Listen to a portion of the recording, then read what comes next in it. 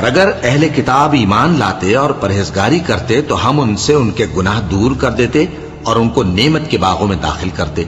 اور اگر وہ تورات اور انجیل کو اور جو اور کتابیں ان کے پروردگار کی طرف سے ان پر نازل ہوئیں ان کو قائم کرتے تو ان پر رزق مے کی طرح برستا کہ اپنے اوپر سے اور پاؤں کے نیچے سے کھاتے. ان میں کچھ لوگ میانہ رو ہیں اور بہت سے ایسے ہیں جن کے اعمال برے ہیں. اے پیغمبر،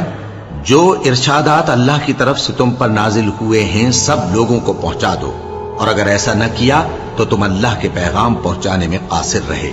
اور اللہ تم کو لوگوں سے بچائے رکھے گا. بے شک اللہ منکروں کو ہدایت نہیں کرتا.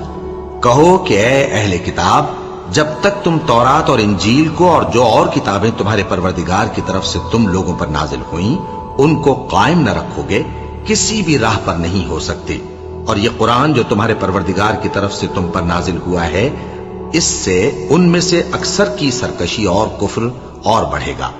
تو تم قوم کفار پر افسوس نہ کرو. تو جب تک وہ اللہ کی راہ میں وطن نہ چھوڑ جائیں ان میں سے کسی کو دوست نہ بنانا. اگر ترک وطن کو قبول نہ کریں تو ان کو پکڑ لو اور جہاں پاؤ قتل کر دو، اور ان میں سے کسی کو اپنا رفیق اور مددگار نہ بناؤ، مگر جو لوگ ایسے لوگوں سے جا ملے ہوں جن میں اور تم میں صلح کا عہد ہو، یا اس حال میں کہ ان کے دل تمہارے ساتھ یا اپنی قوم کے ساتھ لڑنے سے بھج رہے ہوں تمہارے پاس آ جائیں تو اور بات ہے. اور اگر اللہ چاہتا تو ان کو تم پر غالب کر دیتا تو وہ تم سے ضرور لڑتے. پھر اگر وہ تم سے کنارہ کشی کریں یعنی تم سے نہ لڑیں اور تمہاری طرف صلح کا پیغام بھیجیں تو اللہ نے تمہارے لیے ان پر زبردستی کرنے کی کوئی سبیل مقرر نہیں کی. تم کچھ اور لوگ ایسے بھی پاؤ گے جو یہ چاہتے ہیں کہ تم سے بھی امن میں رہیں اور اپنی قوم سے بھی امن میں رہیں،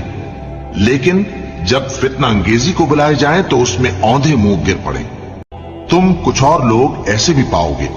جو یہ چاہتے ہیں کہ تم سے بھی امن میں رہیں اور اپنی قوم سے بھی امن میں رہیں، لیکن جب فتنہ انگیزی کو بلائے جائیں تو اس میں اوندھے منہ گر پڑیں. تو ایسے لوگ اگر تم سے لڑنے سے کنارہ کشی نہ کریں اور نہ تمہاری طرف پیغام صلح بھیجیں اور نہ اپنے ہاتھوں کو روکیں تو ان کو پکڑ لو اور جہاں پاؤ قتل کر دو. اور انہی لوگوں کے مقابلے میں ہم نے تمہیں کھلی چھوٹ دے دی ہے. اور کسی مومن کو شایع نہیں کہ دوسرے مومن کو مار ڈالے مگر غلطی سے ایسا کر بیٹھے، اور جو غلطی سے بھی مومن کو مار ڈالے تو وہ ایک مسلمان غلام آزاد کر دے اور مقتول کے وارثوں کو خون بہا بھی دے، مگر یہ کہ وہ معاف کر دیں. پھر اگر مقتول تمہارے دشمنوں کی جماعت میں سے ہو اور وہ خود مومن ہو تو صرف ایک مسلمان غلام آزاد کرنا چاہیے. تو اور کسی مومن کو شایع نہیں کہ دوسرے مومن کو مار ڈالے مگر غلطی سے ایسا کر بیٹھے، اور جو غلطی سے بھی مومن کو مار ڈالے تو وہ ایک مسلمان غلام آزاد کر دے اور مقتول کے وارثوں کو خون بہا بھی دے، مگر یہ کہ وہ معاف کر دیں. پھر اگر مقتول تمہارے دشمنوں کی جماعت میں سے ہو اور وہ خود مومن ہو تو صرف ایک مسلمان غلام آزاد کرنا چاہیے. اور اگر مقتول ایسے لوگوں میں سے ہو جن میں اور تم میں صلح کا عہد ہو تو وارثان مقتول کو خون بہا دینا اور ایک مسلمان غلام آزاد کرنا چاہیے. اور جس کو یہ میسر نہ ہو وہ متواتر 2 مہینے کے روزے رکھے.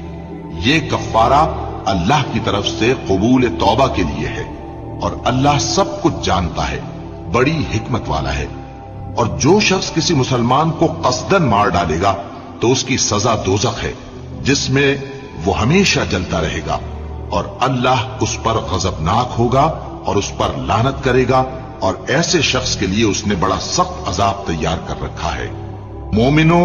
جب تم اللہ کی راہ میں باہر نکلا کرو تو تحقیق سے کام لیا کرو، اور جو شخص تم کو سلام کرے اس سے یہ نہ کہو کہ تم مومن نہیں ہو، کہ اس سے تمہاری غرض یہ ہو کہ دنیا کی زندگی کا فائدہ حاصل کرو. سو اللہ کے پاس بہت سی غنیمتیں ہیں، تم بھی تو پہلے ایسے ہی تھے، پھر اللہ نے تم پر احسان کیا، چنانچہ اور کسی